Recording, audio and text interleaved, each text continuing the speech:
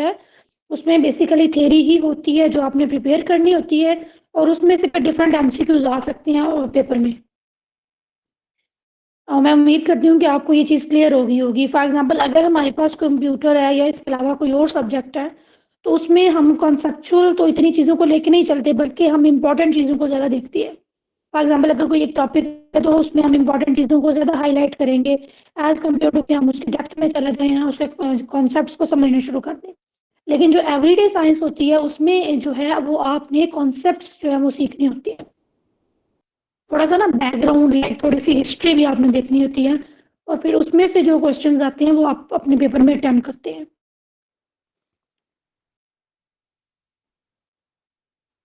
चलिए स्टार्ट करते हैं।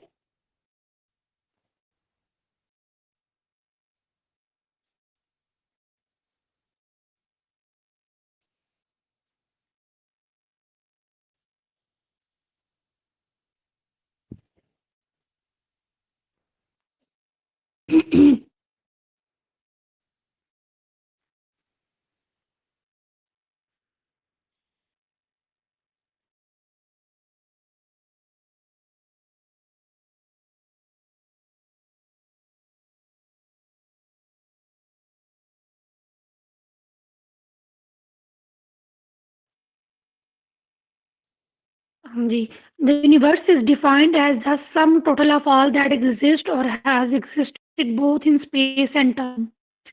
सो सबसे पहले हम यूनिवर्स की तारीफ देख लेते हैं। यूनिवर्स में अगर हम उर्दू में बात करें तो यूनिवर्स को बोलते हैं कायनात। ठीक है, कायनात की डेफिनेशन क्या है कि जितनी भी चीज़ें एग्जिस्ट कर रही हैं, फॉर एग्जांपल हम बात करें जितने भी प्लैनेट्स हैं, जितने भी आप कह लें सियारे हैं, ठीक है, जितनी भी गैलेक्सीज हैं, जितनी भी स्पेस है, हर वो चीज़ जो आपको नज़र आ रही है, ठीक है, हर वो चीज़ जो आपको यहाँ पे नज़र आ रही है इस दुनिया में, एक ये तो जस्ट एक प्लैनेट है ना, इसके अलावा बाकी बाकी जितने भी प्लैनेट्स हैं सोलर सिस्टम उसी के अंदर आता है। ठीक है, बाकी जो स्पेस है ये सारी की सारी मिलकर क्या बना रही है, यूनिवर्स। अगर हम बात करें कायनात की, यूनिवर्स की, इसमें हला है, ठीक है, स्पेस है, टाइम है, जो वक्त गुजर रहा है, ठीक है, जो टाइम है इसके अंदर आता है। इसके अलावा इसमें जितनी भी चीजें हमें नजर आ रही है, कुछ हमें नजर नहीं भी आ रही, वो सारी की सारी किस में आती है, यूनिवर्स में आती है, कायनात में आती है। यूनिवर्स को हम बोलते हैं कायनात। ठीक है, जैसे अगर हम बात करें, हम रह रहे हैं एक गैलेक्सी में जिसका नाम है मिल्की वे गैलेक्सी। इसके अलावा अब हमारी जो, आप थोड़ा सा ना इस चीज को अंडरस्टैंड करें कि हम लोग बेसिकली कहाँ पे हैं, हमारा वजूद कहाँ पर है। हम तो अर्थ पे, अर्थ किधर है, अर्थ स्पेस में है। ठीक है, अर्थ कहाँ पे है, अर्थ स्पेस में है। सन के अराउंड ये क्या कर रही है, चक्कर लगा रही है, लेकिन ये कहाँ पे है, स्पेस में है। इसी को हम इस हला में है। ठीक है, इस सारे सिस्टम को हम क्या बोलते हैं, यूनिवर्स। अब इसके अंदर सिर्फ एक गैलेक्सी जिसमें हम रह रहे हैं। ठीक है, अब इसके अलावा कई काफी ज्यादा गैलेक्सीज और भी एग्जिस्ट करती है। ये सारी की सारी गैलेक्सीज मिलकर, स्पेस मिलकर, ठीक है, ये क्या बना रही है, यूनिवर्स, कायनात बना रही है। मतलब अगर बात करें कायनात की, तो कायनात कोई छोटा सा रीजन नहीं है, बल्कि बहुत बड़ी जो है, आप कह सकते हैं कि एक स्पेस है जिसके अंदर डिफरेंट बॉडीज एग्जिस्ट करती हैं। अब वो साइंस, फिजिकल साइंस की वो ब्रांच जिसमें हम यूनिवर्स की नेचर को देखते हैं, उसके ओरिजिन को देखते हैं, उसकी हिस्ट्री को देखते हैं, फिर हम ये देखते हैं कि यूनिवर्स खत्म कैसी हो, सारा का सारा हम यूनिवर्स के बारे में देखते हैं, उसको कॉस्मोलॉजी। ठीक हो, तो हमने एक हमने देखा यूनिवर्स क्या है, और दूसरा हम कॉस्मोलॉजिकली की, जिससे हम डील करते हैं यूनिवर्स की नेचर को, उसके ओरिजिन को, उसकी हिस्ट्री को, और उसके अख्ताम को भी हम इसमें डिस्कस करते हैं, कैसे खत्म होगी उसके बारे में। डिफरेंट साइंटिस्ट जो प्रोडिक्शंस करते हैं कैसे होगा, ये होगा होगा, उसको भी हम इसमें डिस्कस करते हैं, कॉस्मोलॉजी। अब उसके बाद ये जो यूनिवर्स है, यूनिवर्स जब बनी थी, कायनात कैसे बनी, ये कैसे वजूद में आई, इसके बिहाइंड ना एक थियरी है। ठीक है, जिसको डिफरेंट जो साइंटिस्ट हैं वो इसको सपोर्ट करते हैं, इसके सपोर्टर्स हैं। वो ये कहते हैं कि बिग बैंग एक प्रोसेस हुआ था जिसके जरिए यूनिवर्स जो है वो बनी थी सारी। ठीक है, बिग बैंग क्या था, वो कह रहे थे एक प्रोसेस था जिसके जरिए यूनिवर्स बनी थी। अब बेसिकली क्या था, इसके बारे में ये कहा जाता है कि पहले एक छोटा सा, आप कह सकते हैं जैसे एक सर्कल होता है, ठीक है, छोटा सा एक सर्कल था। उसके अंदर हाइड्रोजन और हीलियम, अच्छा उसके अंदर क्या हुआ प्रोसेस, थोड़ा सा ना वो फैलना शुरू हुआ। एक याद रखिए, सर्कल फैलना, ठीक है, उसके अंदर टेम्परेचर इंक्रीज होना शुरू हुआ। जब वो फैलना शुरू हुआ था तो वो डिस्पर्स हुआ, सर्कल जो है वो पहले फैलता चला गया, फिर वो डिस्पर्स हो गया, तो उसके अंदर हीट थी, वो गर्म था। वो डिस्पर्स हुआ तो उसके नतीजे में फिर डिफरेंट जो है वो आप कह सकते हैं गैलेक्सीज, उसके अंदर प्लैनेट्स और सियारे जो भी चीज़ें हैं वो सारे के सारे उसके अंदर फिर वजूद में आए, और जिसके नतीजे में क्या बनी, यूनिवर्स बनी। अब यूनिवर्स के बनने में भी टाइम लगा था, मतलब पहले ये जो फॉर एग्जांपल पहले जो एक सर्कल था ये फैलता चला गया, फिर शुरू में ये क्या था, गर्म था, फिर जब ये ठंडा हुआ तो उसके नतीजे में फिर डिफरेंट जो है वो आप कह सकते हैं डिफरेंट बॉडीज बनी जो कि अभी यूनिवर्स में एग्जिस्ट करती हैं। कुछ बॉडीज तो इसमें बहुत ज़्यादा गर्म है, जैसे अगर हम बात करें सन की, तो उसमें सन बहुत ज़्यादा गर्म है, ठीक है, लेकिन उसके बरक्स अगर हम बाकी प्लैनेट्स की बात करें तो बाकी जो प्लैनेट्स हैं वो उस तरह से गर्म नहीं है, वो ठंडे भी हैं। जैसे अगर हम बात करें कुछ प्लैनेट्स हैं जो बहुत ज़्यादा ठंडे हैं और कुछ प्लैनेट्स हैं यहाँ पे जो नॉर्मल है, और कुछ प्लैनेट्स ऐसे हैं जो बहुत ज़्यादा गर्म है। नेक्स्ट हम देखते हैं कि जो जियोलॉजिस्ट लेमाइटर साइंटिस्ट था उसका जो है वो बिग बैंग थ्योरी के बारे में उसने बताया था। अब हमने देख लिया, हमने यूनिवर्स को देखा, ठीक है, कॉस्मोलॉजी को हमने देखा, और उसके बाद हमने बिग बैंग थ्योरी को भी देख लिया। बिग बैंग थ्योरी जो है वो किसके बारे में है, किसकी ओरिजिन के बारे में बताती है, यूनिवर्स के ओरिजिन के बारे में, ठीक है। फिर जॉर्ज लेमाइटर जो था उसने बिग बैंग थ्योरी जो है वो पेश की थी, तो बिग बैंग थ्योरी का क्रेडिट इसको जाता है। जी बच्चे यहाँ तक क्लियर है, मेरी स्पीड तेज तो नहीं है?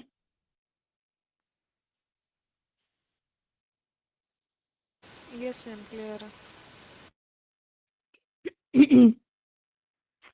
अच्छा उसके बाद है next, about 96% of universe is composed of dark matter and dark energy which are currently undetectable to humans. अच्छा जैसे मैं पहले बात कर रही थी कि यूनिवर्स बना, फिर उसमें डिफरेंट गैलेक्सीज, गैलेक्सीज का तो आपको आइडिया होगा। अच्छा जैसे एक गैलेक्सी में, हमारी गैलेक्सी है उसके अंदर एक सोलर सिस्टम है, ठीक है।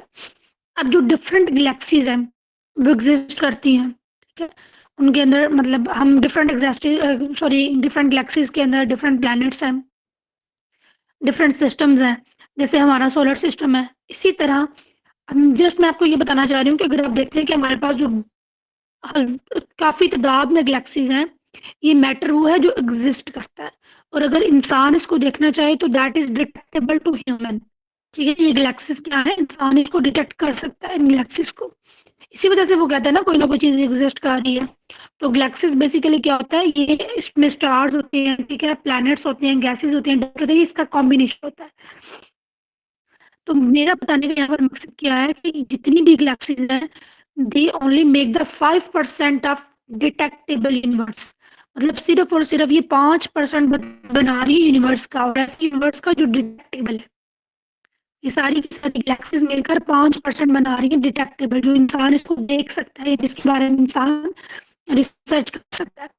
इसके बारे में और इसके बरक्स 96% आप कह सकते हैं, ये 94% आप कह सकते हैं, सॉरी 95% आप कह सकते हैं, इतना है जिसके बारे में इंसान जो है वो जस्ट वो ये कहता है कि चीज़ें एग्जिस्ट करती हैं, लेकिन वो उनको देख नहीं सकता।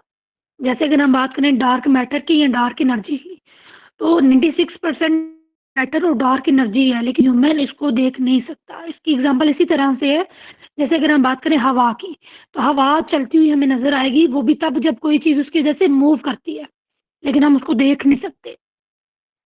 तो यूनिवर्स को थोड़ा सा अंडरस्टैंड करें, यूनिवर्स के अंदर 5% ऐसी चीज़ें हैं जिनको हम डिटेक्ट कर सकते हैं, जिनको हम देख सकते हैं, और उसके अंदर क्या आ सकता है, इंसान है, फॉर एग्जांपल है, प्लैनेट्स हैं, स्टार्स हैं, गैसेज, कुछ डस्ट वगैरह, कुछ जैसे वो एस्टेरॉइड्स होते हैं, कॉस्मेट्स वगैरह होते हैं, उनको हम देख सकते हैं, एंड दे ओनली मेक 5%। उसके बाद जो 95% है वो ऐसा है जो कि इंसान देख नहीं सकता, लेकिन वो एग्जिस्ट करता है। और वो दो चीज़ें हैं, number one is dark matter and number two is dark energy. अब डार्क मैटर क्या है कि जो डिफरेंट जो गैलेक्सीज हैं उनके अंदर डिफरेंट प्लैनेट्स और डिफरेंट स्टार्स क्या करती हैं, एक सर्कल के अराउंड मूवमेंट करती है, ठीक है, रोटेशन करते हैं एक सर्कल के अराउंड। अब वो जिसके अराउंड रोटेशन कर रहे होते हैं वो बेसिकली इनसाइड कोई डार्क मैटर है, ठीक है। इनसाइड कोई डार्क मैटर है जिसकी वजह से जितनी भी गैलेक्सीज हैं वो उसके अराउंड क्या कर रही हैं, रोटेट कर रही हैं। उसके बरक्स अगर हम बात करें डार्क एनर्जी की, तो डार्क एनर्जी वो है जो कि इन गैलेक्सीज को फैला रही है, ठीक है। कॉन्सेप्ट आपने देखने कि अगर कोई एक गैलेक्सी है, ठीक है, अब वो रोटेशन भी कर रही है, अब कंटिन्यूसली वो रोटेट करी जा रही है, ठीक है। अब वो जो रोटेट करी जा रही है that because of dark matter, लेकिन वो रोटेट करती हुई साथ साथ फैलती भी जा रही है। फैलने का मतलब हरगिज ये नहीं होगा कि वो रोटेट नहीं कर रही। वो जिस भी चीज के अराउंड लाइक वो डार्क मैटर के अराउंड अगर रोटेट कर रही है तो उसकी रोटेशन भी कंटिन्यू है और साथ साथ वो फैल भी रही है, ठीक है। तो वो फैलाव जो है that is because of dark energy. Clear है यहाँ तक बच्चे?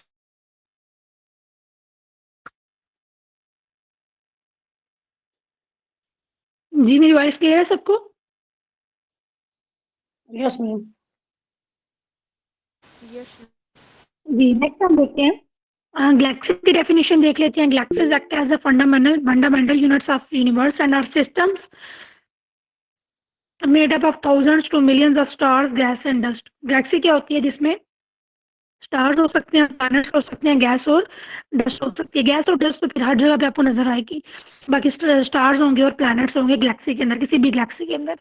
अब अगर हम बात करें हमारी गैलेक्सी कौन सी है, मिल्की वे गैलेक्सी, लेकिन इसके अलावा और भी काफी ज्यादा गैलेक्सीज हैं। ये सारी की सारी गैलेक्सीज मिलकर क्या बना रही है, यूनिवर्स बना रही है। अब लाइट ईयर की डेफिनेशन देखें, इंपॉर्टेंट है। Light year is a unit used to measure the immense distance between galaxies.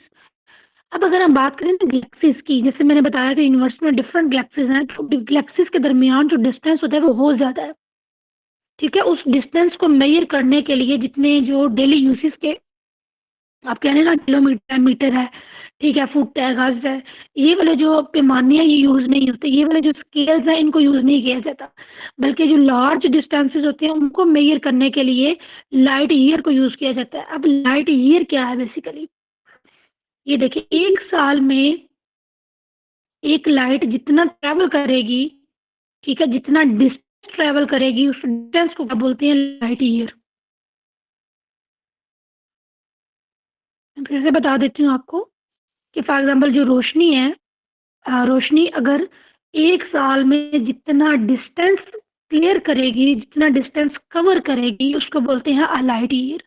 अब आप इतना हिसाब लगा लें कि जो रोशनी है वो सूरज से जमीन तक आती है 8 मिनट में, ठीक है, 8 मिनट में वो आती है। लेकिन अब 8 मिनट में आ रही है तो दैट मीन कि डिस्टेंस इतना ज्यादा नहीं है, ठीक है। लेकिन अगर वही रोशनी पूरा एक साल लगा दे जमीन तक पहुंचने के लिए, 8 मिनट लगा रही है सूरज से जमीन, इसका मतलब सूरज से जमीन तक इतना डिस्टेंस नहीं है, लेकिन गैलेक्सीज के दरमियान इससे ज्यादा डिस्टेंस होता है। वहां पर रोशनी को पहुंचते हुए कितना साल लग सकता है, 1 साल। अब इसमें सिर्फ ऑल लाइट ईयर नहीं बल्कि मतलब ज्यादा पे जितना ज्यादा डिस्टेंस होगा फिर उस हिसाब से 2 light years, 3 light years, 4 light years, फिर उससे पता चल जाएगा कि एक साल में रोशनी इतना डिस्टेंस जो है वो तय कर रही है, 2 सालों में इतना करेगी, 3 सालों में इतना करेगी। इनके दरमियान डिस्टेंस है बहुत ज्यादा है, क्योंकि रोशनी की स्पीड बहुत तेज होती है, ठीक है, रोशनी की स्पीड बहुत तेज होती है। लेकिन अगर वो एक जगह से दूसरी जगह जाने में 1 साल लगा रही है तो इसका मतलब ये है कि इस जगह से दूसरी जगह में डिस्टेंस बहुत ज्यादा है। सो दैट्स वाई वो अब ऑब्जेक्ट्स जिनके दरमियान डिस्टेंस बहुत ज्यादा होता है उसको मेजर करने की लाइट ईयर जो है वो यूज किया जाता है, यूनिट। चलिए नेक्स्ट हम देखते हैं, research suggest that many of atoms in human body likely originated from across the universe for outside और ओन गैलेक्सी। अब इसमें वो ये कहते हैं कि जो ह्यूमन के अंदर एटम्स है वो भी इस यूनिवर्स से काफी दूर ओरिजिनेट हुए थे, इस गैलेक्सी से भी काफी दूर। लेकिन इसके बारे में अगर हम देखें तो हम क्लियरली कुछ भी नहीं कह सकते, क्योंकि इसके बारे में साइंटिस्ट के डिफरेंट प्रोडिक्शंस है कि लाइफ कैसे आई थी इस अर्थ के ऊपर, ठीक है। लाइफ कैसे आई थी अर्थ के ऊपर, इसके बारे में लोगों की डिफरेंट साइंटिस्ट की डिफरेंट प्रोडिक्शंस है। तो इसके बारे में कोई भी कुछ नहीं कह सकता, क्योंकि हम लोग तो अल्लाह ताला को मानते हैं ना, कि हम ये कहते हैं कि अल्लाह ताला ने ऐसे ही भेजा है। लेकिन जो साइंस है वो ये कहती है पहले क्या था, एटम्स, एटम के मिलने से सेल्स बने, सेल्स के मिलने से ऑर्गेनेलिस बनी, ठीक है, और सॉरी, एटम्स के मिलने से ऑर्गेनेलिस बनी, ऑर्गेनेलिस के मिलने से सेल्स बने, फिर सेल्स के मिलने से टिश्यूज बने, ठीक है, फिर ऑर्गन्स बने, फिर ऑर्गन सिस्टम और फिर ह्यूमन। तो साइंस इसी चीज को लेके चलती है कि पहले एटम बना, एटम कहीं ना कहीं से आया होगा, ठीक है, फिर ऑर्गेनेलिस बनी होंगी, फिर सेल्स बने होंगे, फिर टिश्यूज, फिर जाके यार इंसान बना होगा, ठीक है। तो वो इस चीज को लेके चलते हैं। लेकिन ऑन द अदर हैंड अगर हम इस्लाम की तरफ देखें तो वो फिर हम ये कहते हैं कि अल्लाह ताला ने हर इंसान को जोड़ा भेजा इस दुनिया में, तो हम उस चीज को जो है वो मानते हैं। उसके बाद nuclear fusion and fission are natural processes that have been occurring throughout the universe for billions of years. थोड़ा सा और से देखिए, न्यूक्लियर फ्यूजन और फिजन कौन से रिएक्शन होते हैं। जो न्यूक्लियर फ्यूजन का रिएक्शन होता है उसमें दो कह लें कि दो एटम्स या दो चीजें आपस में मिलती हैं, ठीक है, दो न्यूक्लियस आपस में मिलेंगे। जब दो न्यूक्लियस आपस में मिलते हैं तो उसको बोलते हैं न्यूक्लियर फ्यूजन। और न्यूक्लियर फिशन क्या होती है, जब एक एटम है या एक न्यूक्लियस है वो टूटेगा, वो टूट के दो में कन्वर्ट हो जाएगा, इसको बोलते हैं न्यूक्लियर फिशन। फिशन बोलते हैं या फिजन, आपने जो भी पढ़ना है इसको पढ़ सकते हैं।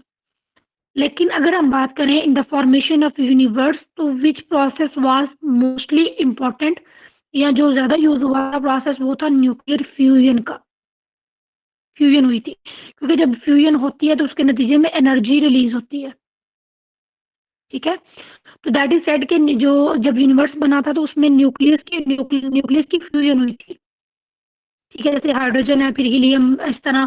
फिर उसके बाद दैट इज सेड कि जब न्यूक्लियस की फ्यूजन हुई थी तो तभी उसी दौरान यूरेनियम बना था, ठीक है, लिथियम, और ये सारे के सारे मेटल्स जो हैं वो भी जितने भी हैं ये सारे के सारे तब फ्यूजन से ही बने थे, ठीक है। और एनर्जी जो है उससे फ्यूजन जब होती है तो एनर्जी रिलीज होती है, और जब फिशन होती है तो एनर्जी रिक्वायर होती है।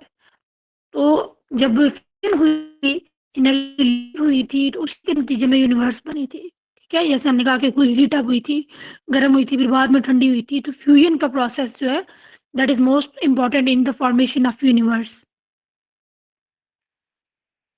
नेक्स्ट हम देखते हैं कुछ इम्पोर्टेंट कर लेते हैं। सोलर सिस्टम क्या है, सबसे पहले तो ये समझे सोलर सिस्टम क्या है। इसमें इसको उर्दू में निज़ाम शमसी बोलते हैं। इसमें सेंटर में हमारा सोलर है, लाइक सन है जिसको सोलर भी बोलते हैं, और उसके अराउंड डिफरेंट प्लैनेट्स हैं जो क्या कर रहे हैं, रोटेट रिवॉल्व कर रहे हैं, उसके अराउंड गर्दिश कर रहे हैं। और जो डिफरेंट प्लैनेट्स हैं उनके अराउंड क्या होते हैं, जो सन के अराउंड चीज रोटेट करती है उसको बोलते हैं प्लैनेट। और जो प्लैनेट के अराउंड रोटेट करती है, मतलब उसके अराउंड चक्कर लगाती है, उसको बोलते हैं, रिवॉल्व करती है, उसको बोलते हैं सैटेलाइट। ठीक हो गया। मैं फिर से रिपीट कर देती हूँ, वो प्रोडक्ट, वो कोई भी इमेज, सॉरी, वो कोई भी चीज जो सोलर से सन की तरफ चक्कर लगाएगी उसको बोलेंगे प्लैनेट। जो किसी प्लैनेट के अराउंड चक्कर लगाएगी उसको बोलेंगे सैटेलाइट। जैसे अगर हम बात करें मून की, जो मतलब हमारा जो चांद है जो जमीन के चक्कर लगाता है, तो वो बेसिकली क्या है, सैटेलाइट। ठीक हो गया। तो इसी तरह प्लैनेट हो गया, मून ही है, ठीक है, के लगाता है ये चक्कर लगाता है।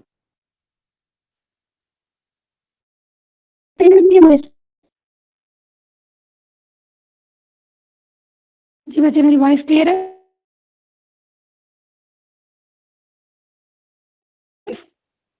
ओके, अच्छा, हम देखते हैं कि वो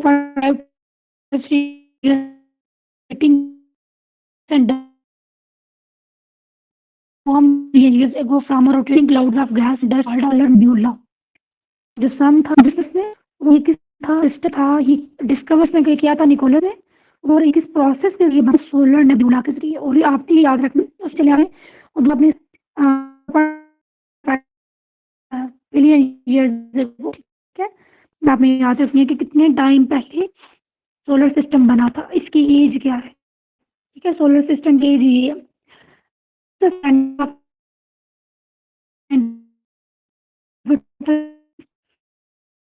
किया तो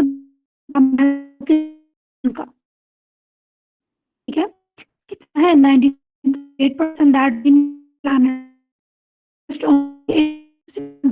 सॉरी 0.2%, दूसरे कितने एग्जिस्ट कर रहे हैं 0.2% पूरे के पूरे सोलर सिस्टम में। ये सोलर सिस्टम जी, अगर हम बात करें तो सोलर सिस्टम में सेंटर में हमने ये देखा कि सन है, ठीक है, जो कि ज़्यादा मैस कवर कर रहा है 99.8%।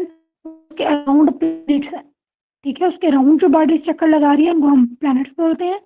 और प्लैनेट्स कितने हैं? 8 प्लैनेट्स हैं। अब उनके अंदर हमने देखा मोशन कितनी है? 2, एक तो ग्रेविटेशनल होगी, दूसरी जो फोर्स है उसका मतलब क्या करेंगे ये किसके अराउंड मूव करेंगे? अराउंड सन ये मूव करेंगे, ठीक है। और दूसरी मूवमेंट होगी ग्रेविटेशनल। तो ग्रेविटेशनल का मतलब क्या होगा कि अपनी एक्सिस के अराउंड भी ये क्या करेंगे? रोटेट करेंगे। 2 तरह की रोटेशन होती है। जैसे अगर हम बात करें अर्थ की, ठीक है, क्योंकि हम अर्थ हमारा जो प्लानिट है वो अर्थ है, ठीक है, ये भी किस अराउंड चक्कर लगा रहा है? सन के अराउंड भी चक्कर लगा रहा है और इसी तरह ये अपने एक्सिस के अराउंड भी चक्कर लगा रहा है। सन के अराउंड लगाता है तो उसके नतीजे में हमारे पास बनती है तब क्या गर्मी होगी ना सर्दी होगी जब ये जी जी गर्मी जी स्टूडेंट जी। और जब ये सूरज से दूर होगा तो फिर क्या होगा? 70 ठीक है, तो इसी तरह जब ये अपनी एक्सिस के अराउंड जो है वो रोटेशन करेगा तो उसके नतीजे में भी क्या हो सकता है? कभी तो टाइम आएगा जब ये उसके सामने होगा, सूरज के सामने होगा, डिस्टेंस आ जाएगा, ठीक है। रोटेशन इस तरह की होती है कि एक टाइम में डायरेक्ट सूरज इसके ऊपर पड़ रहा होता है, दूसरे टाइम में डायरेक्ट सूरज की रोशनी नहीं कर एक टाइम के साथ पड़ रही होती है और इसके नतीजे में क्या बनती है? Days and nights. और इसमें हम ये देखेंगे कि जो डिफरेंट ई प्लैनेट्स हैं उसमें हर प्लैनेट वो उसका डिफरेंट रोटेशन टाइम है, ठीक है। अपनी एक्सिस के अराउंड भी वो उसका डिफरेंट रोटेशन टाइम है और सूरज के अराउंड भी क्या है? डिफरेंट है। अगर हम बात करें अर्थ की, अर्थ जो है वो जब सूरज के अराउंड चक्कर लगाता है तो कितने टाइम में लगाता है? कितने डेज में कंप्लीट करता है अपना एक चक्कर? 365 डेज में। और इसी तरह जब अपने एक्सिस के अराउंड चक्कर लगाता है तो वो कितने घंटे करता है? उसको 24 आवर्स में, जिसके नतीजे में डेज और नाइट्स बनते हैं। तो इसी तरह जो डिफरेंट प्लैनेट्स हैं उनके अंदर ये जो टाइम्स हैं ये डिफरेंट हो सकते हैं, ठीक है। टाइम ड्यूरेशन जो है वो डिफरेंट हो सकती है। अब हम बात करते हैं the system is divided into 2 types of planets. Number 1 is terrestrial planets and number 2 gaseous planets. Terrestrial planets वो होंगे, जैसा कि आप टेरेस्ट्रियल का मतलब क्या होता है? खुश्की, ठीक है। जैसे अगर हम साइंस, क्योंकि हम साइंस पढ़ रहे हैं तो हम देख लेते हैं जैसे टेरेस्ट्रियल इकोसिस्टम्स होती है। Terrestrial ecosystems are those ecosystems in which there are less amount of water exist. On the other hand, if we talk about aquatic ecosystems, तो वो होते हैं जहाँ पर पानी की जो है वो अमाउंट ज़्यादा होती है। तो टेरेस्ट्रियल इकोसिस्टम्स इनर और रॉकी होते हैं, ठीक है। इनर का मतलब क्या होगा कि ये जो सूरज के करीब होंगे, इसमें है मरकरी, अर्थ और मार्स, ठीक है, ये सूरज के करीब हो सकते हैं। और ये रॉकी होंगे, इनके ऊपर रॉक्स होंगी। रॉक्स मतलब पत्थर होंगे इनके ऊपर। On the other hand gaseous planets हैं वो आउटर हैं, सूरज से डिस्टेंस पे हैं। और उसमें कौन कौन से हैं? Jupiter, Saturn, Uranus and Neptune. In 2006 Pluto was downgraded from a planet to dwarf planet, ठीक है। तो ये डेजिग्नेट कर दिया था। अब इसको भी हम देखेंगे कि इसको ड्वार्फ प्लैनेट क्यों बोलते हैं। नेक्स्ट है asteroids. Asteroids also known as minor planets or rocky objects found mostly between the orbits, ठीक है, orbits of Mars and Jupiter। Basically asteroids क्या है? ये माइनर प्लैनेट्स और छोटे छोटे प्लैनेट्स हैं। ये रॉकी ऑब्जेक्ट्स होती हैं, बेसिकली पथरीली, आप कह सकते हैं पत्थर हो सकते हैं, लाइक बड़े बड़े पत्थर। और ये मार्स और जुपिटर के दरमियान होते हैं और ये क्या है? एस्टेरॉइड्स है। और they are also the part of solar system, that's why we are discussing them here, ठीक है। हम इनको इसी वजह से डिस्कस कर रहे हैं क्योंकि ये किसका पार्ट है? सोलर सिस्टम का।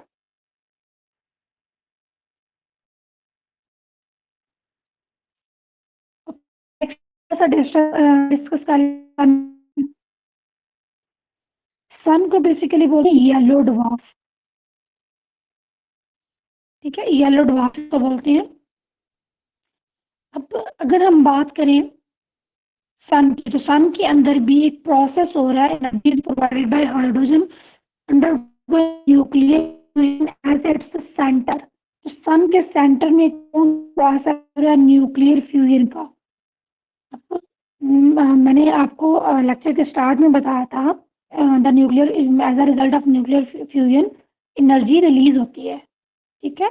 On the other hand if you talk about nuclear fission, तो फिशन में दो चीजें, एक चीज है वो टूट के दो में कन्वर्ट होगी, लेकिन उसके नतीजे में उसको एनर्जी वो तब टूटेगी जब उसके पास ज्यादा एनर्जी होगी। ठीक है, किसी भी चीज को टूटने के लिए ज्यादा एनर्जी रिक्वायर होगी।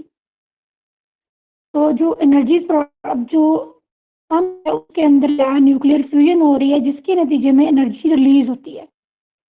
ठीक है, और हाइड्रोजन टूटेगा। ठीक है, हाइड्रोजन टूटेगा जिसके नतीजे में, जो कि कौन से प्रोसेस के जरिए? न्यूक्लियर फ्यूजन के जरिए। और उसके नतीजे में क्या होगी? काफ़ी ज़्यादा वहाँ पर एनर्जी रिलीज होगी, इतनी एनर्जी रिलीज होगी कि उसका जो टेम्परेचर है, आप कह सकते हैं जो डिग्री सेल्सियस तक है। ठीक है, 15 मिलियन डिग्री सेल्सियस। थोड़ा अंदाज़ा लगाएं आप कितना कितना ज़्यादा जो है वो टेम्परेचर है, 15 मिलियन डिग्री सेल्सियस। अगर हम वैसे फिगर्स की बात करें, 100 डिग्री सेल्सियस हो। चलिए, अब मुझे थोड़ा सा जनरल नॉलेज का क्वेश्चन, आप लोग मुझे ये बताएं कि गर्मियों में पाकिस्तान का टेम्परेचर मैक्सिमम किधर तक जाता है?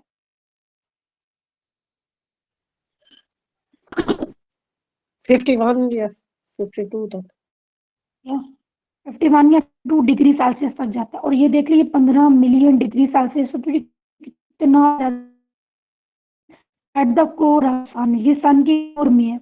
लेकिन हम सन के सरफेस की बात करें तो वहां पर टेम्परेचर कितना है? 5570 degree Celsius to 6000 degree Celsius. मतलब वहां पर भी सरफेस पे भी बहुत ज्यादा टेम्परेचर है। ठीक है, और द सरफेस टेम्परेचर, जो सरफेस है बेसिकली उसको हम क्या बोलते हैं? फोटोस्फीयर। ठीक है, फोटोस्फीयर। फोटोस्फीयर वो होता है द विजिबल लेयर इज, ठीक, जो सन की सबसे बाहर वाली लेयर होती है ना, वही विजिबल होती है। अब वो जो उसकी जो विजिबिलिटी होती है वो बेसिकली वहां पर सोलर फ्लेयर्स होते हैं। ठीक है, सोलर फ्लेयर्स होते हैं वहां पे। अब ये इतना ज्यादा टेम्परेचर है तो वहां से फ्लेम्स निकल रही होती है। मतलब आप क्या ले, सोलर फ्लेयर्स बेसिकली आप क्या लेके आग निकल रही होती है। वो जो आग होती है उसको, उसी की वजह से यहाँ पे क्या होती है? विजिबिलिटी होती है सूरज की। उसको सोलर फ्लेयर्स बोलते हैं, ये भी इम्पोर्टेंट है। ठीक है, कि सोलर फ्लेयर्स जो है वो, इसके बारे में मैं नेक्स्ट बताऊंगी कि कौन सा क्वेश्चन जो है वो पेपर में आया हुआ था लास्ट टाइम।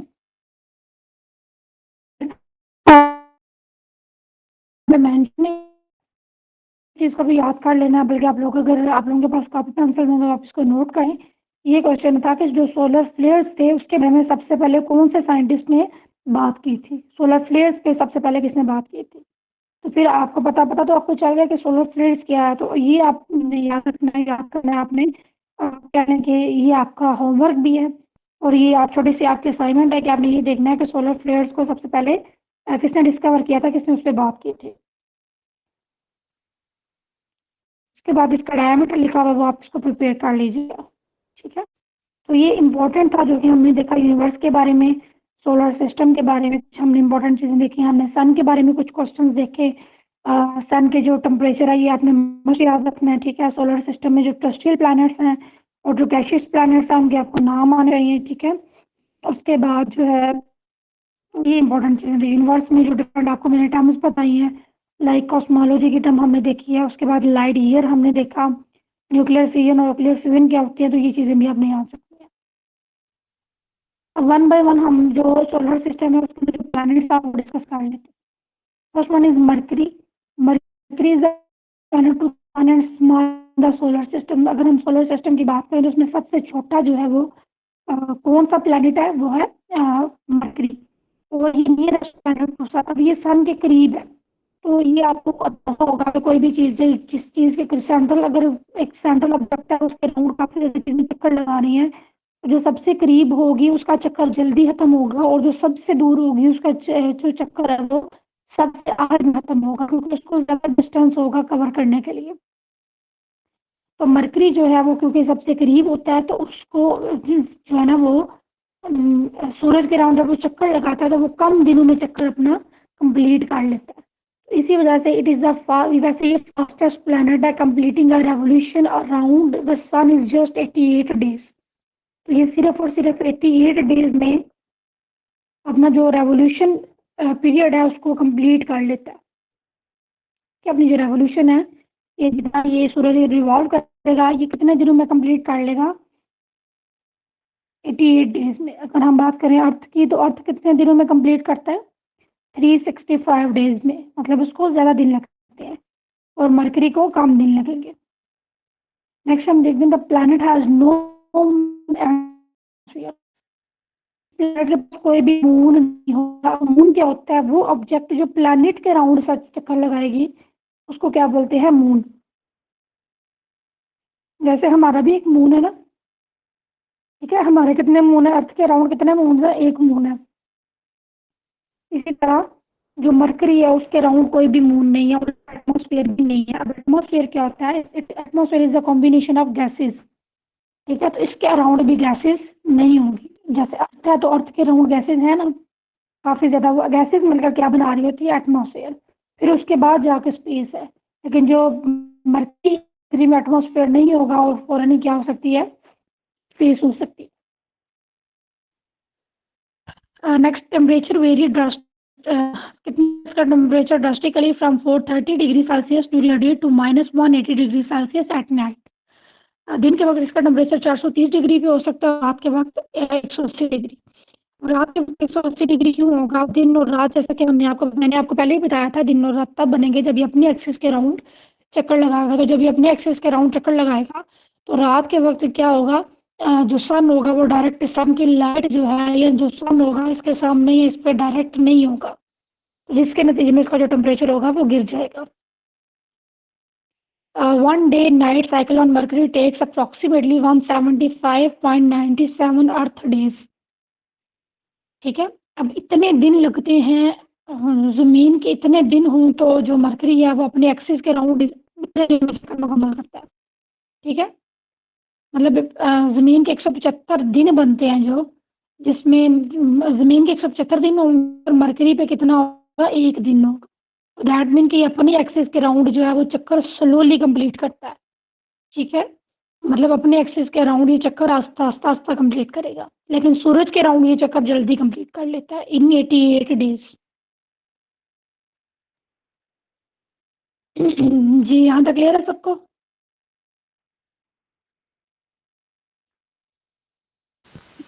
Yes, ma'am. ठीक है, उसके बाद हम बात कर लेते हैं वीनस की। Venus is the brightest object in the sky after the moon, ठीक है। ये ब्राइटेस्ट ऑब्जेक्ट होती है स्काई के ऊपर। अगर हम बात करें प्लैनेट्स की तो प्लैनेट्स में जो ब्राइटेस्ट होगा वो कौन सा होगा? वीनस होगा। और हॉटेस्ट प्लैनेट ये पूरे के पूरे सोलर सिस्टम में ये हॉटेस्ट होगा। known as Earth's near twin sister planet and the morning star or the evening star, ठीक है। इसको मॉर्निंग इवनिंग स्टार भी बोलते हैं और ये नियर ट्विन भी हम इसको बोलते हैं। अब देखिए फर्स्ट पे होगा मरकरी, फिर वेनस और उसके बाद आएगा अर्थ। अर्थ, ठीक है, क्योंकि ये दोनों साथ साथ हैं तो इसी वजह से इसको बोलते हैं near twin. It rotates from east to west clockwise which is opposite to most other planets. तो इसके मूवमेंट देख लें कैसे रोटेट कर रहा है, ईस्ट टू वेस्ट, ये ईस्ट टू वेस्ट मूव कर रहा है, ठीक है। Venus has the longest day with rotation period of 243 earth days. अगर हम बात करें तो अगर ज़मीन पे 243 डेज होंगे तो वीनस पे एक दिन जो है वो बनेगा। तो दैट मीन कि वीनस का जो दिन होता है वो लंबा होता है, लंबा तरीन दिन आप कह सकते हैं उसको। अप्रॉक्सीमेटली ज़मीन पे तो एक साल होने वाला, 365 डेज का तो एक साल हो जाता है, तो ऑलमोस्ट एक साल कंप्लीट होने वाला होगा। तो वीनस पे भी सिर्फ एक दिन हो। दैट मीन कि अगर आप वीनस पे चले जाते हैं तो आपकी ज़िंदगी अच्छा जी, अगर आप वीनस पे चले जाएंगे तो आपकी ज़िंदगी क्या होगी? छोटी कम हो जाएगी या ज़्यादा?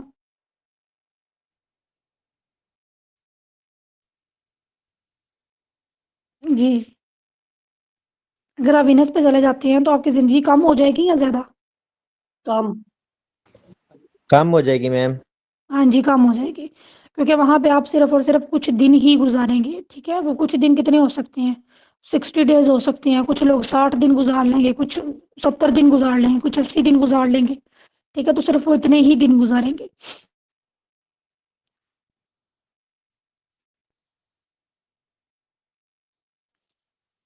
अच्छा जी, नेक्स्ट हम देखते हैं the atmosphere is a thick blanket of 95% carbon dioxide and clouds of sulphuric acid. जैसे हमने देखा कि मरकरी जो है वहां पे एटमॉस्फेयर नहीं है, लेकिन जो वेनस होगा इसका जो एटमॉस्फेयर होगा उसके अंदर हो सकते हैं कार्बन डाइऑक्साइड होगा, और वो कितने हैं 95% and clouds of sulphuric acid. तो यहाँ पर क्या होगा, एसिडिक इन्वायरमेंट है। देखिए एसिडिक एटमॉस्फेरिक इन्वायरमेंट है, ठीक है, एटमॉस्फेयर में सल्फ्यूरिक एसिड है। तो ये एसिड मतलब अब जैसे वो कुछ लोग कहते हैं कि कुछ ऐसे प्लैनेट्स हैं जहाँ पे तेजाब की बारिश होती है, तो तेजाब की बारिश यही है कि वहाँ पर क्या है, sulphuric acid in excess amount. उसी के बरक्स अगर हम अर्थ की बात करें तो अर्थ का जो एटमॉस्फेयर है उसमें क्या क्या चीज़ें एक्सेस में, उसमें ऑक्सीजन है, कार्बन डाइऑक्साइड है, ठीक है, और उसके बाद जो है वो नाइट्रोजन है एक्सेस में। तो ये 3 मेन गैसेज होती हैं जो कि अर्थ पे है। बाकी जो गैसेज हैं वो थोड़ी थोड़ी अमाउंट में है। नेक्स्ट हम बात कर लेते हैं अर्थ की। Earth is the 5th largest planet and only one to know to support life. जो अर्थ है ये 5th लार्जेस्ट प्लैनेट है और ये सिर्फ वाहिद ऐसा प्लैनेट है जिस पर लाइफ जो है वो एग्जिस्ट करती है। बाकी अगर हम प्लैनेट्स की बात करें तो वहाँ पर लाइफ एग्जिस्ट नहीं करती। It is known as the blue planet और watery planet because 2/3 of its surface is covered by oceans. अगर हम बात करें अर्थ की तो इसका जो 70% है कॉन्सिस्ट ऑफ वाटर, ठीक है, 70% हिस्से पे पानी है, बाकी जो 30% हिस्सा है वहां पर क्या है, खुश्की है। तो इसमें अगर हम बात करें कि अल्लाह ताला ने सिस्टम ही ऐसा बनाया है, तो उसमें अगर हम इंसान की बात भी करें तो इंसान के अंदर भी ओवरऑल 70% वाटर है और 30% क्या है उसके सेल्स है। और जो 70% अगर हम देखें अर्थ के ऊपर जो 70% वाटर है उसमें भी कुछ परसेंट जो है वो हमारे पास, आप कह लेंगे 90% कौन सा वाटर है, सी वाटर होगा, और कुछ परसेंट उसमें लाइक 10% उसमें फ्रेश वाटर है, और फ्रेश वाटर में से भी 1% जो है वो ऐसा पानी है जो पी सकते हैं। जो पीने के काबिल पानी है वो कितना है, 1%, ठीक है। और बाकी जो है वो क्या है, 70% में से मैक्सिमम है अप टू 90% वो कौन सा है, ये समुद्रों का पानी है, साल्ट वाला, साल्टी वाटर आप इसको कह सकते हैं, और बाकी जो है वो फ्रेश वाटर है। सी वाटर और दूसरी जो टर्म होती है फ्रेश वाटर की। Next, Earth shape is an oblate sphere or geoid with an equatorial diameter about 43 kilometer longer than its polar diameter. इसके पोल्स हैं जैसा कि आपको पता है, नॉर्थ और साउथ नॉर्थ दोनों के अंदर क्या है, काफी ज्यादा ठंड होती है। पोल्स में तो वैसे भी आप देखते हैं कि ठंड ही होती है। It rotates once every 23 hours 56 minutes and 4 seconds and revolves around the sun in 365 and 1/4 days. Okay, 1/4 days के में कितने आवर्स आते होंगे,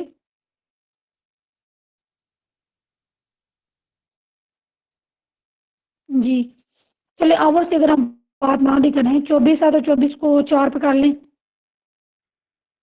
कितने घंटे बन जाते होंगे, 6 घंटे। हाँ जी, कितने घंटे बनते हैं? 6 घंटे बनते हैं ना, मेरी कैलकुलेशन गलत हो गई है। Yes, ma'am. 6 hours.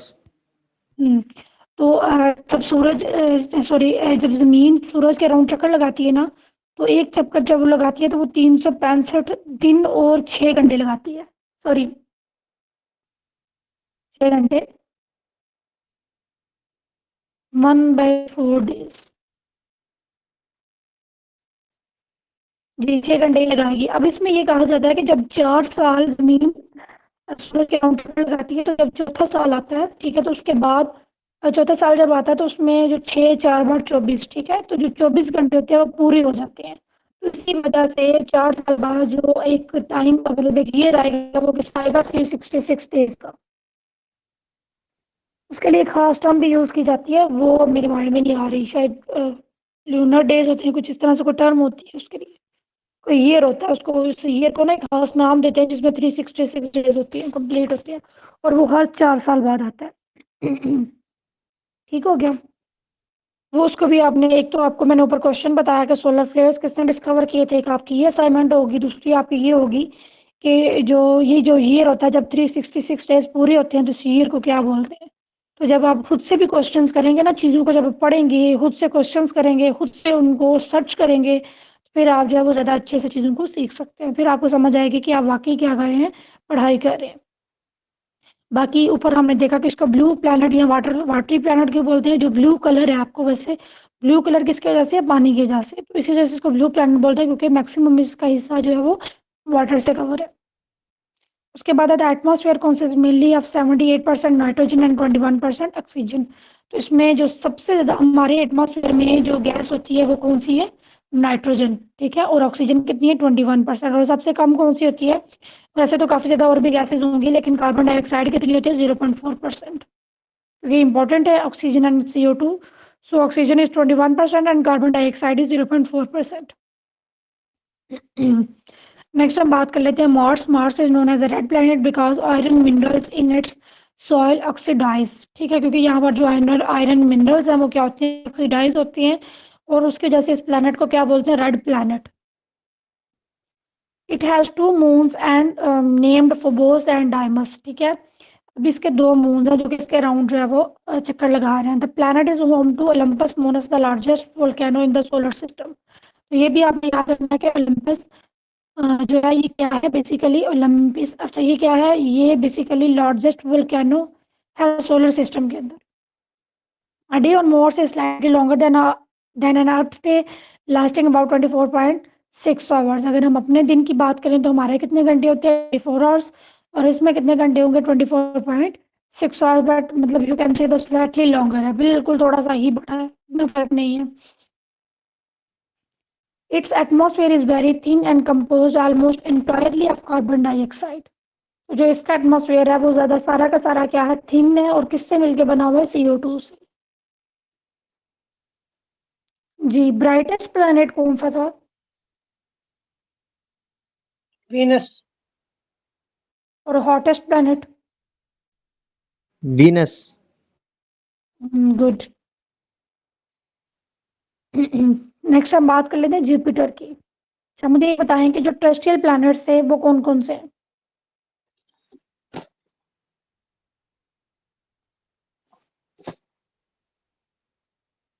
हाँ जी, तो ऊपर हमने जो 4 कवर किए हैं वो सारे के सारे क्या थे? टेरेस्ट्रियल प्लैनेट्स, ठीक है। और अभी हम जो कवर करने जा रहे हैं वो सारे क्या हैं? Gaseous planets. जैसे हमने जो टेरेस्ट्रियल प्लैनेट्स थे वो कौन कौन से कवर किए हैं? Number 1 is Mercury, number 2 Venus, number 3 Earth and number 4 Mars. ठीक हो गया। नेक्स्ट हम देखते हैं जुपिटर को। Jupiter is the largest and heaviest planet in the solar system. तो लार्जेस्ट कौन सा है? जुपिटर है। स्मॉलेस्ट कौन सा है? मरकरी है। हॉटेस्ट कौन सा है? वीनस है। और ब्राइटेस्ट भी कौन सा है? वीनस है। It has the shortest day of any planet, rotating once in approximately 10 hours. It has the shortest day of any planet. क्या?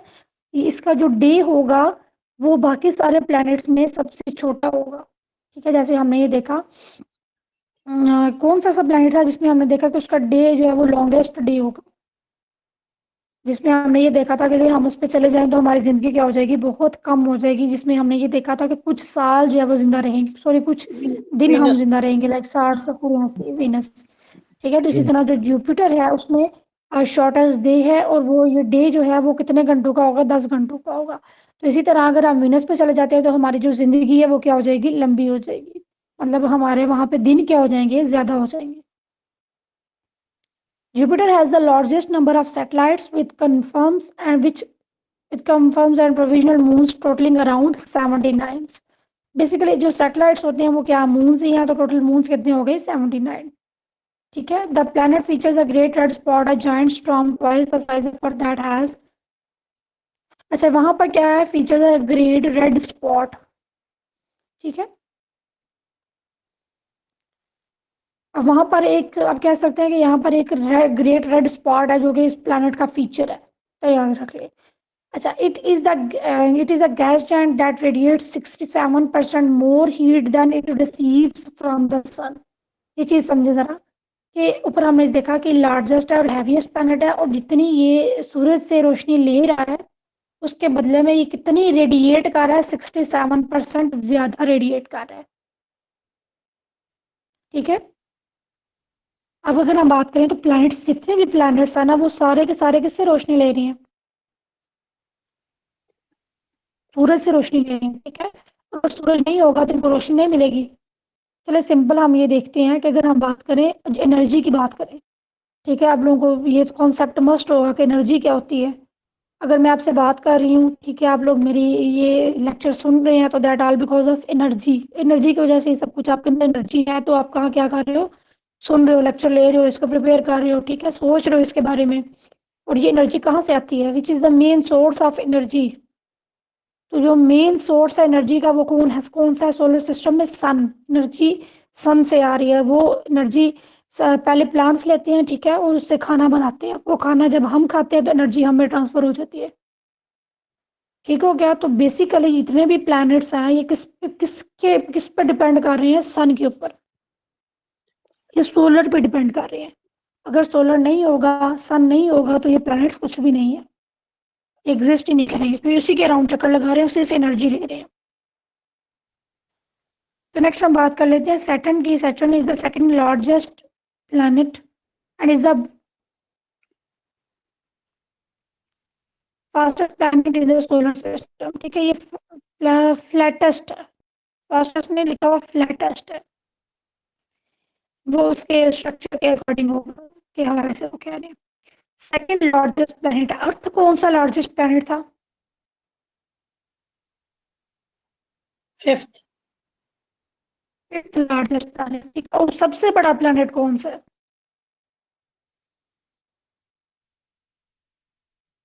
Jupiter. ये भी हमने इसको देखा, Jupiter is the largest and heaviest planet in the solar system. और हमने Jupiter के moon भी देखे हैं, कितने मून है इसके? 79। उससे पहले हमने मरकरी के मून देखे थे, उसके कितने मून थे? मरकरी के मून है थे,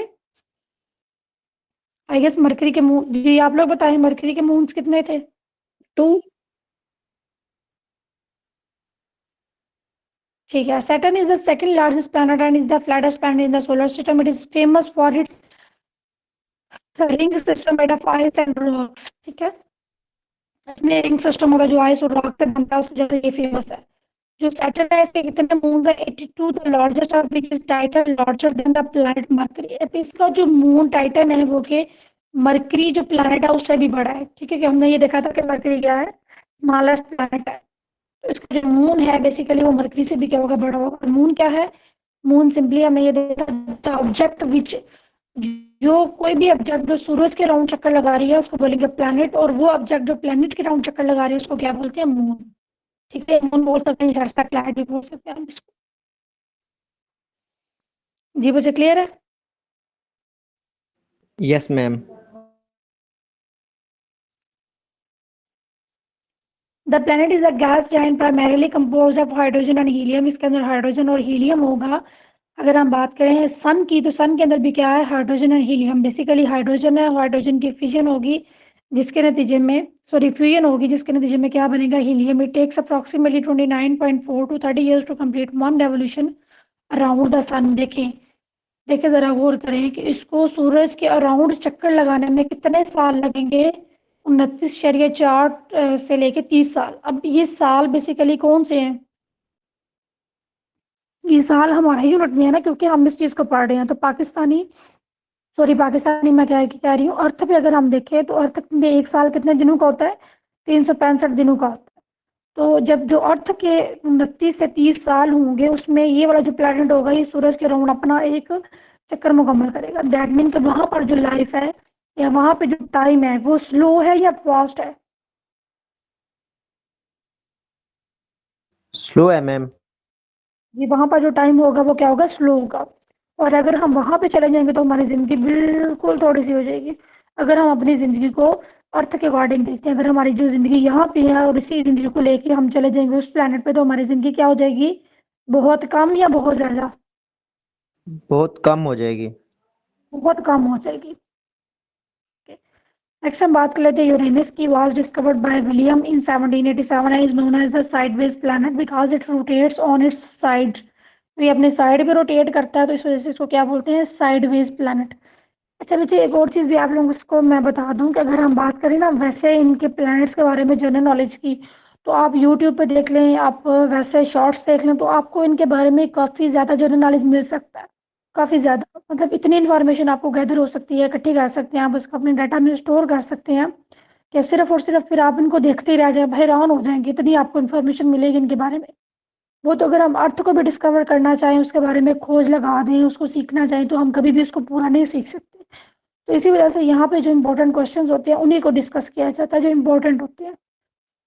तो अगर आप इनको अच्छे तरीके से प्रिपेयर कर लेती हैं, आप क्रैम कर लेती हैं, आपने क्रैमिंग ही करनी होती है, आपने रट्टा ही लगाना होता है, चीज़ों को कॉन्सेप्ट ले और फिर उसके बाद उसको आपने रट्टा लगाना है। फॉर एग्जांपल जैसे मैंने भी ये बताया कि जो यूरेनस था वो इस साइंटिस्ट ने डिस्कवर किया और इस डेट को करने उसने जावा डिस्कवर किया। तो फिर ये जो चीज़ें, ये कॉन्सेप्ट तो नहीं हुआ ना, ये तो अपने रट्टा ही लगाना है। तो आपने अपनी क्रैमिंग को भी मजबूत करना है और आपने ये भी देखना है कि आपने इतने सर्कल में रह के अपनी प्रिपरेशन को स्ट्रॉन्ग बनाना है, अपनी प्रिपरेशन को फुल करना है। ठीक है, जब इसी तरीके से आप अपनी तैयारी फुल करेंगे तो इंशाल्लाह जो आपके गोल्स हैं, जो भी आपके आपने अचीवमेंट्स करनी है, तो वो फिर आपको इजीली अचीव हो जाएंगे। मतलब मेरा ये कहने का यही है कि जो आप लेक्चर लेती हैं, अगर आप उसको भी अच्छे तरीके से या फुल अपना 100% दे के, 100% से भी अगर आप अपना ज़्यादा दे के उसको प्रिपेयर करती हैं, प्रैक्टिस करती हैं, टेस्ट देते हैं, तो फिर आपकी प्रिपरेशन बहुत अच्छी हो जाती है। फिर आपको किसी और एक्स्ट्रा इन्फॉर्मेशन की या एक्स्ट्रा नॉलेज की ज़रूरत नहीं रहती। It has 27 known moons with Titania being the largest। ठीक है, इसका टाइटेनिया ऊपर हमने जो देखा था वो टाइटन था। The atmosphere is dominated by hydrogen, helium and methane। इसके एटमॉस्फेयर में हाइड्रोजन होगा, हीलियम होगा और मीथेन होगा।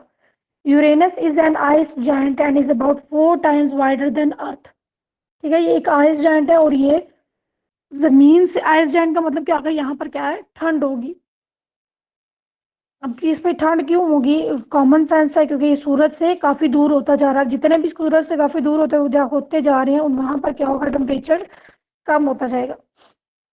और ये अर्थ से 4 times वाइडर है। It rotates from east to west similar to Venus. ये भी वीनस की तरह ईस्ट टू वेस्ट रोटेट करता है। 2 क्वेश्चन मैंने आपको पहले असाइनमेंट में दे दिए, अब तीसरा क्वेश्चन मैं आपको ये दे रही हूँ कि आपने मुझे अर्थ की रोटेशन के बारे में बताना है कि अर्थ किस तरह रोटेट करती है। फॉर एग्जाम्पल अगर ईस्ट टू वेस्ट करती है या वेस्ट टू ईस्ट करती है, जैसे भी रोटेट करती है, आपने मुझे इसका कॉन्सेप्ट बताना है नेक्स्ट क्लास में। ठीक हो गया तमाम स्टूडेंट्स। मतलब ये कि मैं किसी से भी ये क्वेश्चन कर सकती हूँ कि अगर कोई भी चीज़ ईस्ट टू वेस्ट मूव कर रही है तो हम कैसे समझेंगे कि ईस्ट टू वेस्ट जा रही है, वेस्ट टू ईस्ट जा रही है। ठीक है, ओके। लास्ट में हम देखते हैं Neptune is the coldest and slowest planet to revolve around the sun with a year lasting 165 Earth years. अब ये स्लोएस्ट प्लैनेट है तो उसका मतलब ये है कि जो अर्थ के 165 साल होते हैं, 165 सालों में अर्थ अर्थ जो है वो 165 दफ़ा सूरज के राउंड चक्कर लगा लेती है, लेकिन जो नेपच्यून है इतने सालों में जस्ट एक चक्कर जो है वो मुकम्मल करता है।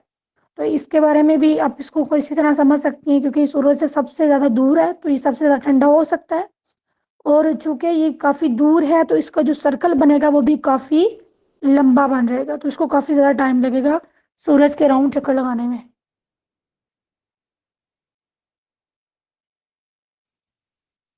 नेक्स्ट हम देखते हैं, it is known as twin of Uranus due to their similarities in size and mass. ये यूरेनस से ये क्या है, मिलता जुलता है। The planet has 14 known moons with Triton being the largest.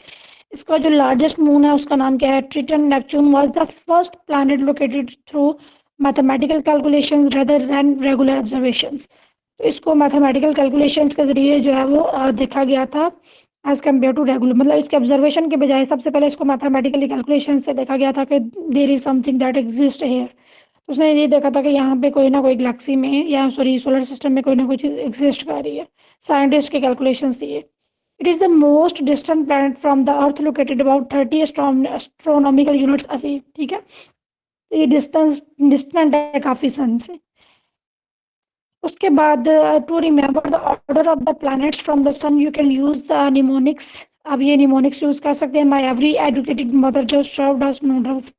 तो इसमें माए से मरकरी आप कर सकते हैं, वेरी से वीनस, अर्थ से अर्थ के लिए वो एजुकेटेड वाला आ जाएगा, फिर मदर के लिए मार्स, जस्ट के लिए जुपिटर, सर्व की जगह पे सैटर्न, और यू अस है ना तो अस का पहले वाला यू है तो अस की जगह पे यूरेनस, और नूडल्स की जगह पे नेपच्यून।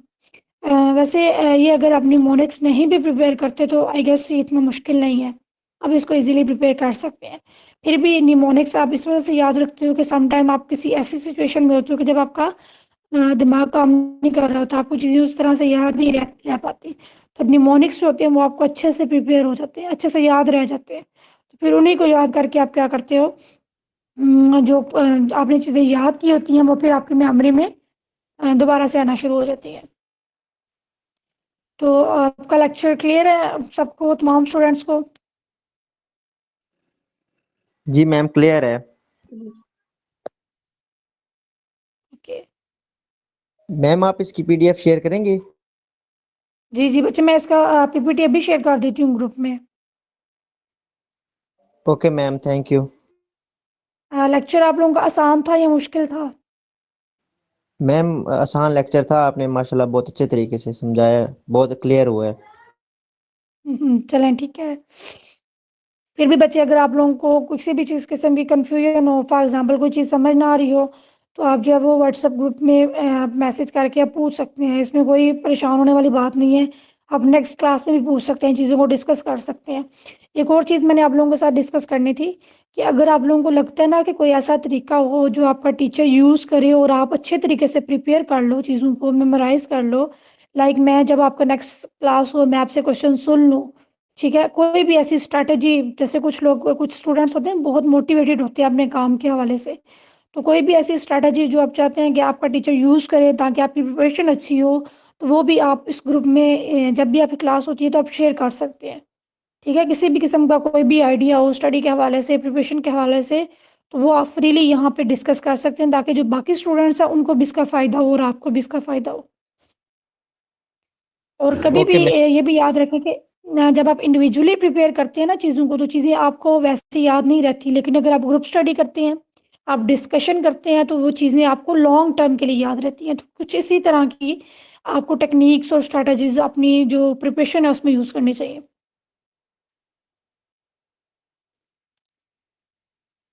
हाँ जी बच्चे, कोई बोल रहा था यहाँ पे, क्या कह रहे थे आप?